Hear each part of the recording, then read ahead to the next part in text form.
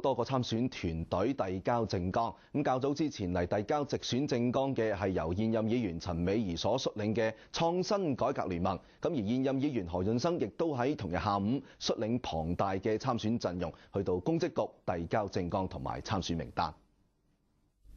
陳美儀率領參選隊伍進入公職局遞交新一屆立法會參選政綱同埋參選人名單。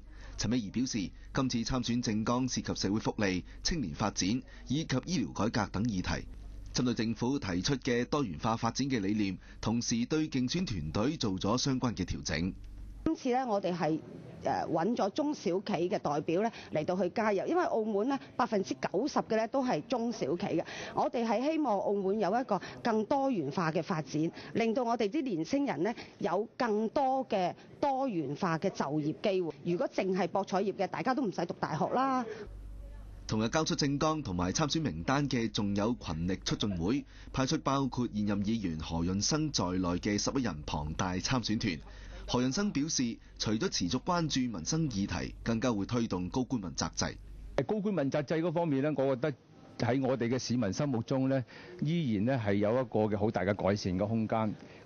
何潤生同時提到，群力促進會嘅參選目標係爭取2個立法會席位，同往年目標一致。澳亞衛視採訪周耀華、李彬彬，澳門報道。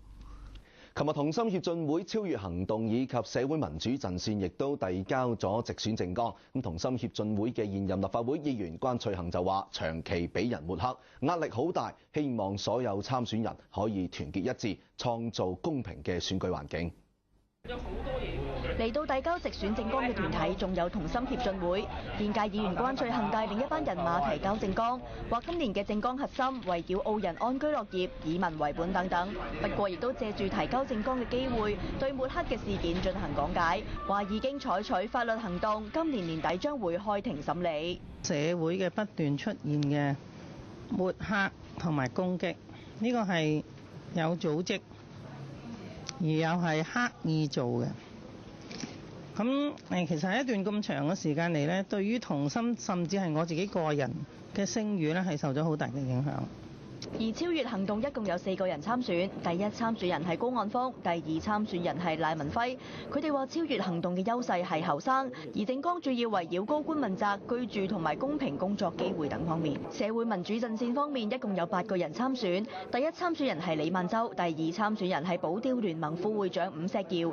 政綱重點關注本地民生就業。至於爭取間選議席方面，現任間選議員屬於專業界別嘅崔世昌、歐安利，連同首次參選嘅陳奕立，亦都嚟到公職局遞交參選政綱。澳亞衛視黃英富為李彬彬、劉俊永澳門報道。講好翻嚟，仲有匯聚各大報章精